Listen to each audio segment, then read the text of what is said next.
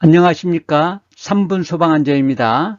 이번에 소방 법률이 이제 개정된 부분이 있어서 설명을 드리고자 합니다. 화재 예방, 소방시설 설치 유지 및 안전관리에 관한 법률이 2022년 12월 1일부터 이제 시행되는 부분인데 2021년 11월 30일 국회에서 이제 그 법률이 통과되므로 올해 2022년 12월 1일부터 개정되는 부분입니다.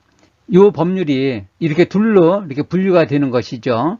화재의 예방 및 안전관리에 관한 법률, 약칭 화재예방법 하나 하고, 그 다음에 소방시설 설치 및 관리에 관한 법률, 약칭 소방시설법이라고 하는데, 이렇게 둘로 나눠져서 좀 더 세부적으로 법률이 이제 개정된 것을 볼 수 있습니다. 이번 영상에서는 화재 예방 및 안전관리에 관한 법률, 화재예방법에 대해서 좀 살펴보도록 하겠습니다. 화재의 예방 및 안전관리에 관한 법률, 화재예방법이라고 하는데 2021년 11월 30일 날 제정이 되었고 시행은 2022년 12월 1일 날 시행되는 법을 같이 살펴보도록 하겠습니다. 제1장 총칙, 제1조 목적, 그 다음에 제2조 정의. 먼저 용어의 뜻, 용어의 정의를 한번 보시면 1. 예방, 2. 안전관리, 3. 화재안전조사. 개정 전에는 소방특별조사라고 했죠. 4. 화재예방 강화지구. 이 부분도 소방기본법에 있던 부분인데 화재경계지구를 이제 화재예방 강화지구로 명칭을 변경하면서 이쪽으로 들어온 부분입니다. 5. 화재예방 안전진단. 이 부분도 이번에 이제 새로 들어오면서 이후에 쭉 설명을 보면서 한번 살펴보도록 하겠습니다. 제3조 국가와 지방자치단체의 책무. 이 법령은 예방에 관한 것을 이제 집중적으로 만든 법인데 국가, 지방자치단체는 화재 예방 정책을 수립 시행하여야 한다는 그런 규정이고, 그 다음에 여기서 사망에서 관계인은 국가와 지방자치단체의 화재 예방 정책 수립 시행한 것을 협조하여야 한다는 그런 내용입니다. 제2장 화재 예방 및 안전관리 기본계획의 수립 시행. 제4조 화재 예방 및 안전관리 기본계획 등의 수립 시행. 관심 있는 부분만 집중적으로 보기 위해서 목차는 이제 한번 읽어서 내려가는 걸로 하겠습니다. 제5조 실태조사, 제6조 통계의 작성 및 관리, 제3장 화재안전조사, 제7조 화재안전조사. 기존법에는 소방특별조사라고 그렇게 되어 있는데 내용은 이제 같은 뜻이지만 이제 명칭을 좀 바꿨고, 소방서장은 다음 각호의 어느 하나에 해당하는 경우 화재안전조사를 실시할 수 있다. 다만 개인의 주거, 실거주 주거 용도에 사용되는 경우에는 관계인의 승낙을 얻거나 또는 이제 화재 발생에 뚜렷한 징후가 있을 경우에만 한정해서 할 수 있다는 거고요. 개인의 주거, 사생활 침해를 받으면 안 되니까. 그 다음에 나머지는 그렇지 않은 부분은 이제 쉽게 접근해서 이제 할 수 있는 부분인데, 어느 부분을 이제 화재 안전 조사를 실시하냐면 자체 점검이 불성실하거나 불안전하다고 인정되는 경우, 여기서 자체 점검을 하면은 작동기능 점검이나 또는 종합정밀 점검, 그런 점검을 제대로 했느냐, 이제 불성실하냐, 이제 그런 것들을 화재안전조사를 통해서 한다는 얘기입니다. 그 다음에 화재 예방 강화지구, 화재 났을 때 크게 위험할 수 있는 지구를 시도지사가 이제 지정을 하는 그 부분에 있어서 화재안전조사를 하는 것이고, 그 다음에 3회 화재 예방 안전진단이 불성실하거나 불안전하다고 인정되는 경우, 그러니까 자체 점검만 실시하는 것이 아니라 화재 안전 예방 진단이 필요한 특정 소방 대상물에 대해서는 화재 안전 예방 진단에 대한 제대로 진단을 했는지 그런 것들을 보고자 하는 것입니다. 그 다음에 국가적인 행사, 그런 중요한 행사일 때 이제 조사를 할 수 있고, 그 다음에 화재가 자주 발생하거나 또는 발생했던 부분, 또 그런 징후가 뚜렷한 부분에 대해서도 이제 조사를 한다는 것이고, 그 다음에 이제 재난 예측 정보, 기상 예보, 그런 것에 대해서 해당되는 부분입니다. 제8조 화재 안전조사의 방법 및 절차. 먼저 법에도 이제 그 특별조사 방법 절차들이 있는데, 그거는 이제 그 부분을 이제 기존 법하고 동일하다고 볼 수 있습니다.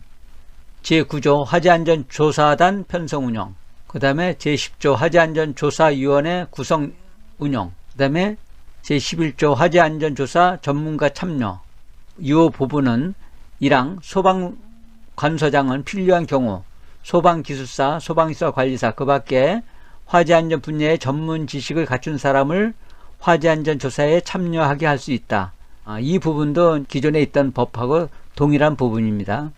제12조 증표의 제시 및 비밀 유지 의무 등, 그 다음에 제13조 화재안전조사 결과 통보, 그 다음에 제14조 화재안전조사 결과에 따른 조치 명령, 그 다음에 제15조 손실보상, 제16조 화재안전조사 결과 공개, 제4장 화재의 예방조치 등, 제17조 화재의 예방조치 등에는 여기 화재 예방 강화지구에 대해서는 다음과 같은 행위를 하여서는 아니 된다, 그런 부분이 있습니다. 그 화재 예방 강화지구는 시도지사가 이제 지정을 하고 또 이제 특별관리 지역이 되는 것이죠. 이 부분은 건축물 대장을 열람해 보면은 화재 예방 강화지구를 확인할 수 있습니다. 전에는 화재 경계지구라고도 했는데, 이런 부분에는 이제 특별히 모닥불, 흡연 등 화기 취급, 그 다음에 풍동 등 소형 열기구 날리기. 전에 그 기름 저장 탱크 그런 저유소에 이제 풍동이 이제 날라들어서 대형 화재가 났던 그런 부분하고, 그 다음에 용접, 용단, 불꽃을 발생시키는 행위. 특히 이제 화재 예방 강화지구에 한해서는 특별히 더 관리를 해야 된다는 부분이라고 보시면 되겠습니다.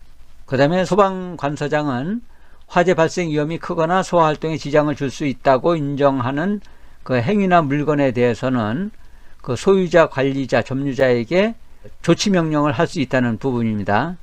제18조 화재 예방 강화지구의 지정은 이제 시도지사가 이제 선정을 하는데, 그 어느 부분에 이제 강화지구를 지정하냐면, 이 시장지역, 공장, 창고가 밀접한 지역, 그 다음에 목적 건물이 밀접한 지역, 노후 불량 건축물이 밀접한 지역, 그 다음에 위험물 저장 및 처리시설이 밀집한 지역, 그 다음에 석유화학 제품을 생산하는 공장이 있는 지역, 그 다음에 산업단지, 그 다음에 소방시설, 소방용수 시설 또는 소방 출동로가 없는 지역, 이런 경우에 화재 예방 강화지구를 지정할 수 있고, 소방서장이 화재 예방 강화지구가 필요하다고 할 때는 지정을 요청을 할 수가 있습니다. 화재 강화지구 요청을 이제 시도지사에게 소방서장이 할 수 있다는 부분입니다.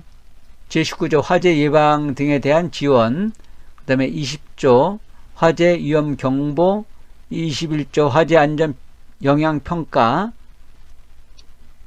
제22조 화재 안전 영향 평가 심의회, 제23조 화재 안전 취약자에 대한 지원. 요거는 이제 그 어린이, 노인, 장애인 이런 그 화재 안전 취약자라고 하는데, 그 독거노인이라든가 장애인이 사시는 분이라든가 노유자 시설이 이제 생활하는 그러한 시설인 경우, 소방서에서 이제 그 소방용품을 제공, 의용 소방대를 통해서 이제 그 지역에 그 이러한 부분을 그 소방서에서 그 지원하고 있습니다. 그 단독 경보용 감지기를 설치해 드린다든가, 그 다음에 소화기를 이제 비치해 드린다든가 해서 경제력이 없거나 어려운 그런 분들을 화재안전 취약자로 이제 분류를 해서 지원을 해 드리고 있습니다.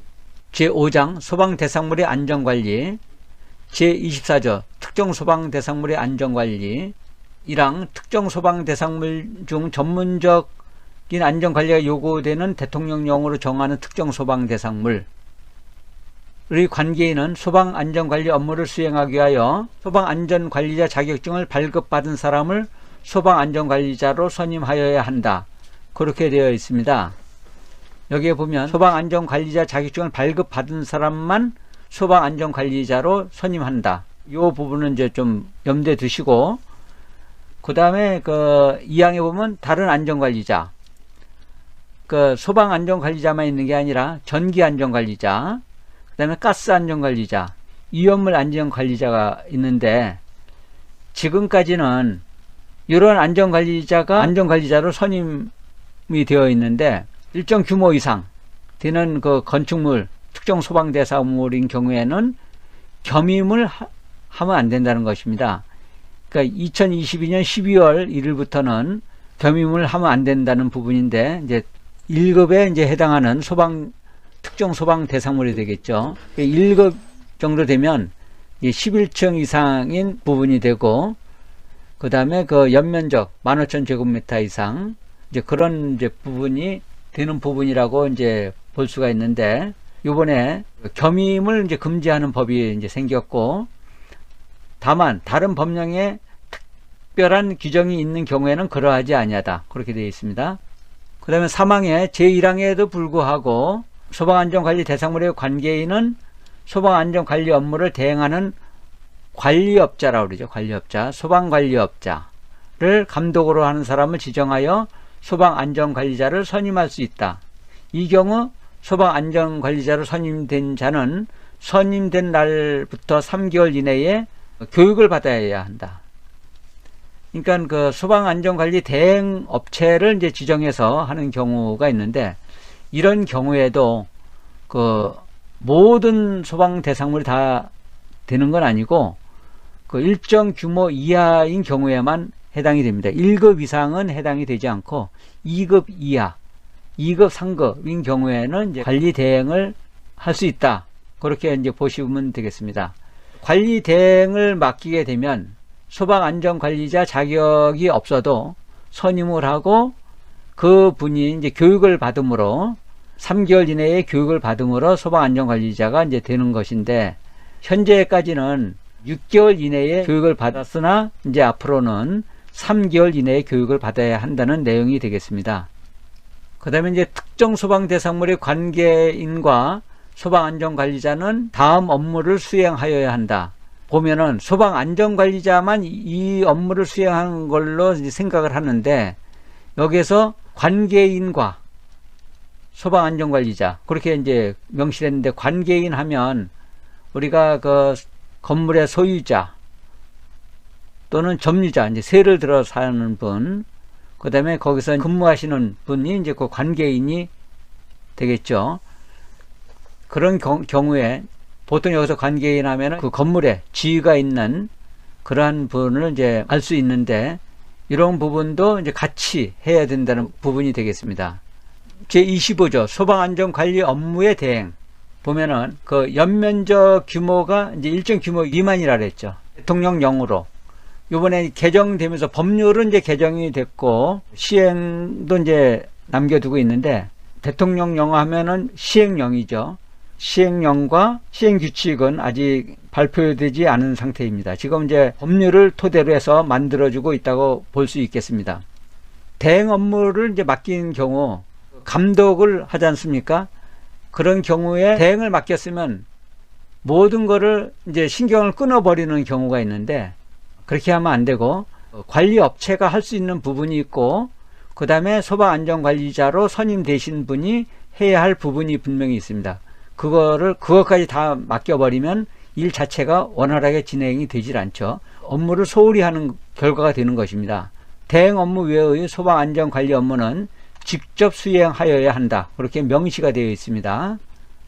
그 다음에 제26조 소방안전관리자 선임 신고 등, 그 다음에 27조 관계인 등의 의무. 그러니까 특정 소방 대상물의 관계인은 소방안전관리 업무를 수행하여야 한다. 그 다음에 여기서 보면은 소방안전관리 대상물의 관계인은 소방안전관리자가 소방안전관리 업무를 성실하게 수행할 수 있도록 지도 감독을 하여야 한다. 그렇게 되어 있습니다. 소방안전관리자를 선임하고 또는 설상 또 대행업체를 선정했다 하더라도 관계인, 그 건물의 대표 되시는 분은 또는 그 감독적 지위에 있는 그런 분들은 그 지도 감독을 소홀히 해서는 안 된다는 부분입니다.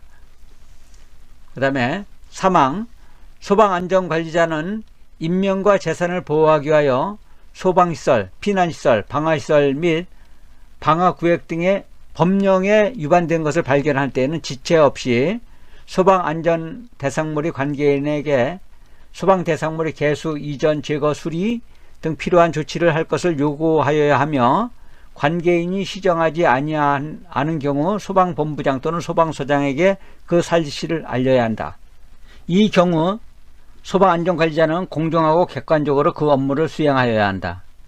법이 좀 이렇게 되어 있는데 소방안전관리자의 업무 수행이 되겠는데, 분명히 소방안전관리자는 요 관계인의 그 종업원이 되겠죠. 대부분 이제 관계인 하면 그 건물에 또는 그 사업장의 대표격인 사장님이라든가 상무님, 전무님이 될 수 있는데, 소방안전관리자가 문제점이 생겨서 또는 관리업체를 통해서 문제점이 드러났을 때, 또는 본인이 업무 수행을 하다가 문제점을 이제 알게 되었을 때 개수, 이전, 제거, 수리에 필요한 조치를 할 것을 요구하여야 한다. 이것까지는 요구할 수 있죠. 근데 관계인이 시정하지 아니한 경우, 그러니까 여기 예를 들어서 감독을 하시는 그 사장님이라든가 직위에 있는 분이 시정하지 아니하는 경우, 예를 들어 돈이 든다든가 차일피일 미루고 시정하지 아니하는 경우 소방본부장 또는 소방서장에게 그 사실을 알려야 한다. 참 이거는 소방안전관리자로서 쉽지 않은, 법은 이렇게 되어 있지만 소방안전관리자가 사장님을 고발한다고 생각할 수 있는 부분이 되기 때문에 참 쉽지 않은 것입니다. 본인의 이제 법에서 정한 책무이긴 하지만 알리는 것까지는 뭐 당연히 알려야죠. 소방서장에까지 그거를 해야 된다는 거는 사실 소방안전관리자는 쉽지 않은 것으로 이제 보여지고, 그 다음에 그 안전관리자로부터 그 조치 요구를 받은 경우에 관계인은 지체 없이 이제 수리를 하여야 하는데, 이를 빌미로 해임하거나 또는 보수를 지급하지 않거나 또는 퇴사를 시키거나 그런 불이익을 줘서는 안 된다는 것입니다. 그런데 실질적으로 다른 명분을 들어서 불이익을 줄 수도 있기 때문에 참 쉽지 않은 부분으로 이제 보여집니다. 그 다음에 제28조 소방안전관리자 선임명령, 그러니까 소방본부장 서장은 선임하라고 이제 명령을 할 수 있다는 이제 그런 부분이 되겠고, 요번에 이제 새롭게 도입된 부분이 제29조 건설 현장 소방안전관리가 이제 요번에 이제 새로 도입된 부분입니다. 건축물을 신축, 중축, 개축, 재축, 이전, 용도 변경 또는 대수선하는 경우에, 그동안에는 건축물을 신축을 했을 때 착공 신고하고 사용 승인을 받은 후에 30일 이내에 소방안전관리자를 선임하고 그 다음에 14일 이내에 소방서에 이제 그 보고를 했습니다. 근데 이제 그러다 보니까 공사 기간 중에 많은 사고들이 나죠. 물류창고 같은 경우에도 그동안 이제 대형 화재가 났고 인명피해도 많이 났는데, 그 자재들 쌓아놓고 소방에 필요한 것들은 이제 제대로 되어 있지 않은 상태에서 지금 공사 중에 건축자재, 그 다음에 난연자재 뭐 그런 것들이 잔뜩 쌓여놓여 있는 상태에서 용접도 하고 그런 작업 과정에서 이제 화재가 크게 나서 많은 피해를 봤는데, 지금은 이제 그 착공 신고 때 이제 아예 선임을 하라는 것입니다. 건설 현장 소방안전관리자를 착공 신고 때. 그래서 사용 승인 받을 때까지 그 공백 기간이 없도록 소방안전관리자를 선임을 하고, 그 다음에 그 건물을 다 지은 다음에 이제 새롭게 그 건물에서 인수받아서 이제 소방안전관리자를 이제 선임하면 된다는 그러한 내용이 되겠습니다. 제30조 소방안전관리자 자격 및 자격증의 발급 등. 여기 보시면 그 소방안전관리자의 자격은 다음 요거 하나에 해당하는 사람으로서 소방청장으로부터 소방안전관리자 자격증을 발급받은 사람으로 하여야 한다고 그렇게 되어 있습니다. 그 보면은 소방청장이 실시하는 소방안전관리자 자격시험에 합격하는 사람, 그러니까 한국소방안전원에서 교육을 받죠. 소방안전관리자 교육을 받고 이제 자격시험을 봐서 합격한 사람한테는 소방안전관리자 자격증을 이제 주죠. 그런데 이제 그 여기 보면은 국가기술 자격증 있는 분들 있죠. 소방기사 또는 소방산업기사, 그 다음에 전기기사, 위험물 뭐 기능장, 위험물 기능사, 뭐 그런 소방과 관련된 자격증을 있는 분들이 있었는데, 이런 분들도 그 소방청장으로부터 소방안전관리자 자격증을 이제 그걸 토대로 해서 받아야 된다는 것입니다. 소방공무원 자격자, 이렇게 이러한 분들도 협회를 통해서, 소방안전원을 통해서 자격증을, 소방안전관리자 자격증을 받아서 선임하여야 한다는 것인데, 보시면 이렇게 자격을 갖춘 사람이 소방안전관리자 자격증을 발급을 신청해서 자격증을 발급받아야 한다는 것입니다. 기존에는 그냥 했었죠. 그냥 소방서에 이제 신고하고 했는데, 이제 소방안전원을 걸쳐야 된다는 부분이고, 이 과정에서 이제 그 수수료도 발생을 하게 되는 것이고, 좀 절차가 이제 필요하다는 부분이 되겠습니다. 그 다음에 제31조 소방안전관리자 자격의 정지 및 취소. 여기 보면은 자격 정지 취소에서 부정으로 발급받은 경우에는 이제 취소가 되겠죠. 그 다음에 소방안전관리 업무를 게으리 한 경우, 이런 경우는 이제 취소까지는 아니고 자격 정지.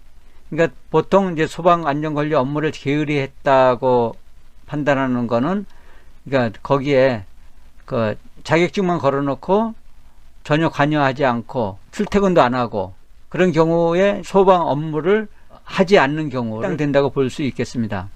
그 다음에 자격증을 다른 사람에 빌려준 경우, 그 다음에 실무 교육을 받지 아니한 경우, 이런 경우는 아마 과태료에 해당을 하는 부분이 되겠습니다. 그 다음에 제32조 소방안전관리자 자격시험에 관한 부분이고, 제33조 소방안전관리자 종합정보망의 구축 운영, 제34조 소방안전관리자 등에 대한 교육.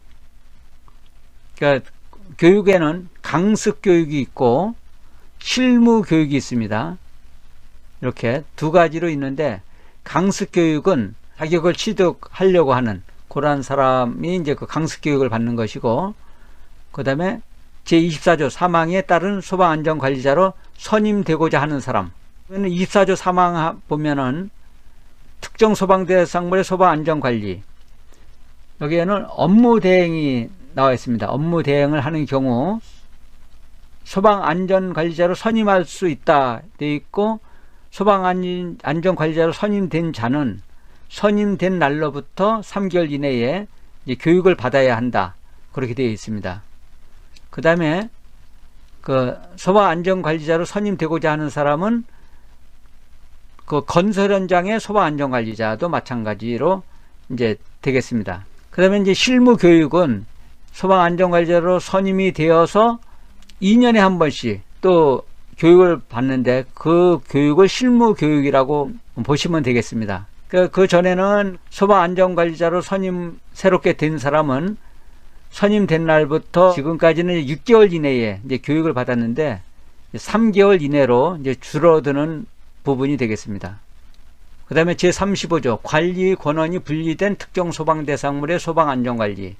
그래서 여기 관리의 권한 하면은, 제가 이제 점검하는 중에 아파트에 딸린 상가인 경우가 있습니다. 건물은 이제 하나로 되어 있는데, 그 주상복합 같은 이제 그러한 이제 큰 규모의 이제 아파트인 경우에도 보면은 그 아파트 관리 쪽이 따로 있고 상가 관리 쪽이 완전히 별도로 있어서, 이게 권한이 이제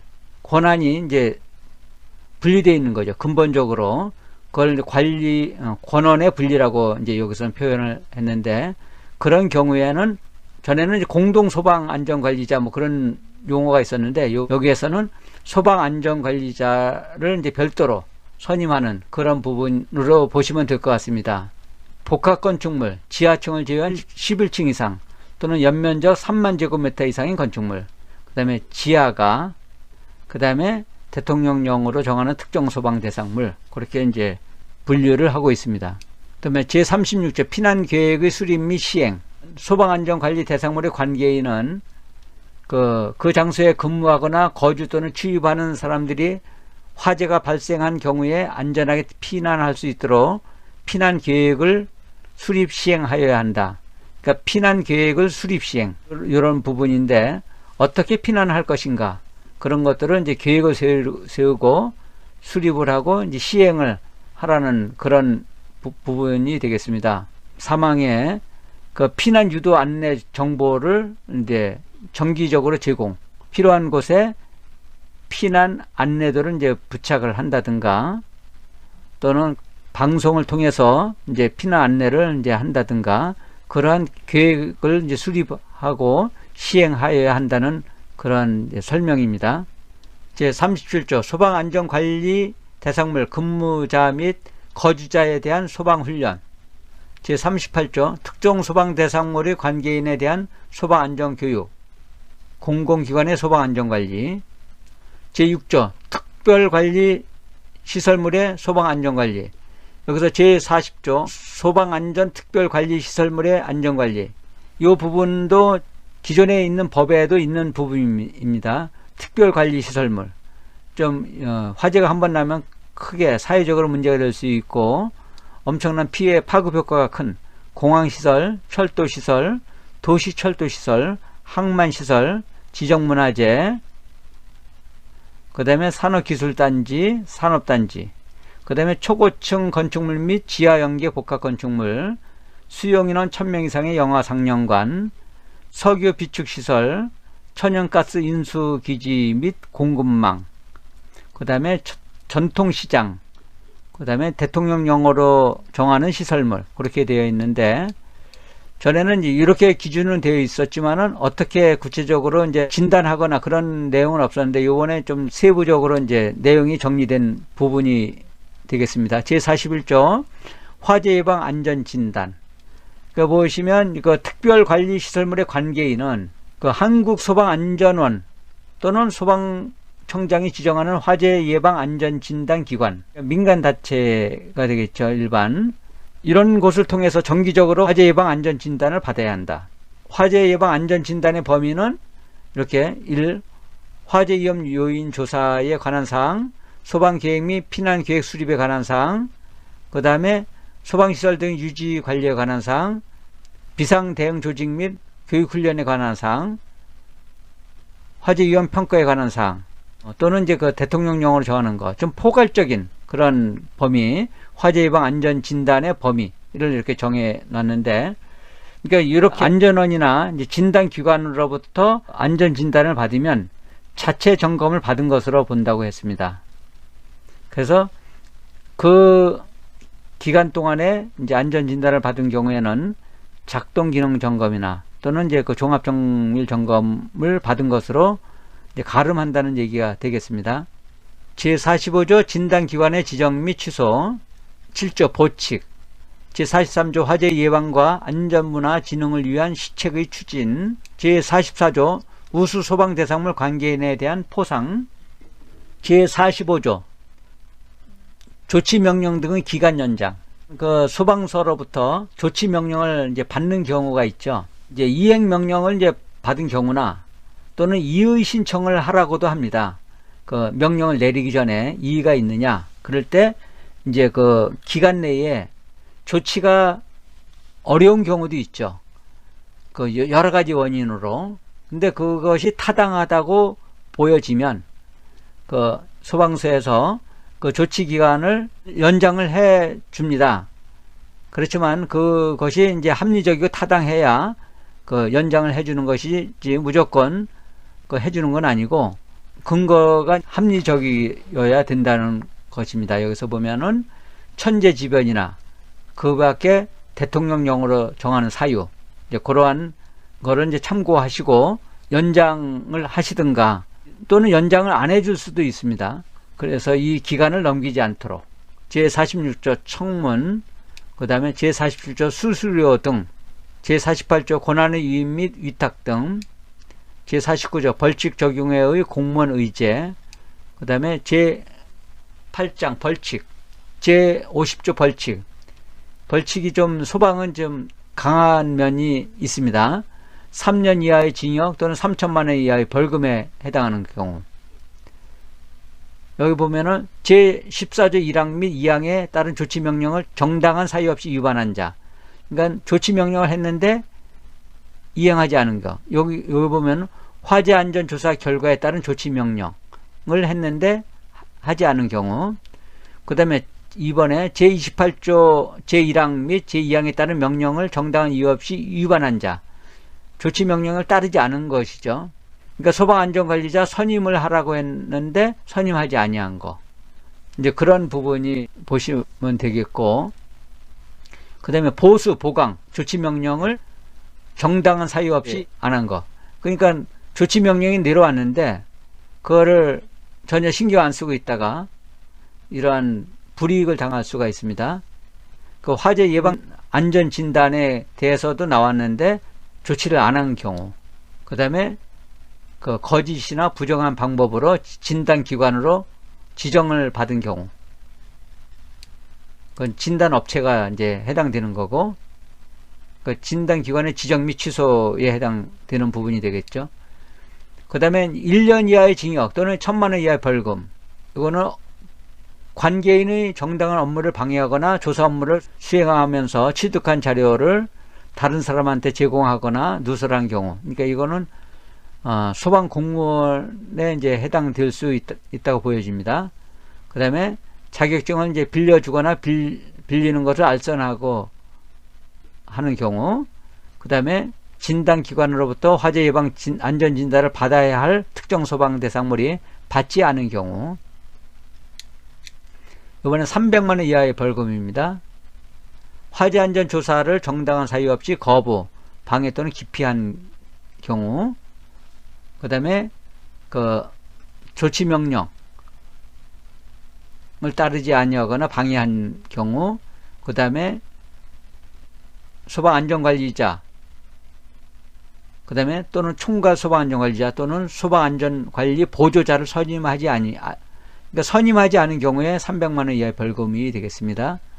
그 다음에 여기에 보면은 소방시설, 피난시설, 방화시설 및 방화구역 등의 법령이 위반한 것을 발견하였음에도 필요한 조치할 것을 요구하지 아니한 경우. 그러니까 필요한 조치를 관계인에게 요구를 해야 되는데 본인만 알고, 그러니까 이런 경우에 오해의 소지가 있기 때문에 서류상으로 그 근거를 남기지 않으면은 소방안전관리자 본인이 다 책임을 져야 될 부분도 생길 수 있을 것 같습니다. 그 다음에 이제 소방안전관리자에게 불이익을 한 경우, 그 다음에 양벌규정 과태료, 이제 이번에는 과태료 부분입니다. 그 소방안전관리자를 이제 그 겸임하면 안 된다고 했는데 이제 그걸 겸임한 경우, 그 다음에 소방안전관리 업무를 하지 않은 경우, 아니한 그 관계인이나 또는 그 소방안전관리자, 여기서 관계인은 이제 그 업무 지시나 감독을 할 수 있는 부분을 말하는 것이고요. 그 다음에 여기에 이제 건설 현장 소방안전관리자도 해당되고, 이제 그 피난 안내 정보를 제공하지 아니한 경우, 소방훈련 교육을 하지 않은, 1년에 한 번씩은 적어도 소방훈련 및 교육을 해야 되는데 하지 않았으면, 그리고 하고도 근거 자료를 만들어 놓으셔야 됩니다. 교육 사진이라든가 그런 근거 자료를 이제 만들어 놓으시고, 그 다음에 화재 안전 예방 진단을 하고 제출하지 않은 경우 300만 원 이하의 과태료고, 그 다음에 200만 원 이하의 과태료, 이제 요 부분이 있고, 이렇게 해서 이제 100만 원 이하의 과태료는 그 2년에 한 번씩 받아야 하는 실무 교육을 받지 아니한 소방안전관리자, 소방안전관리 보조자, 이 과태료 100만 원에 해당되겠습니다. 자, 이번에는 이렇게까지 이제 설명을 드리고, 다음에 또 이제 새롭게 또 개정된 법령 또 하나 준비해 보겠습니다. 끝까지 시청해 주셔서 감사합니다.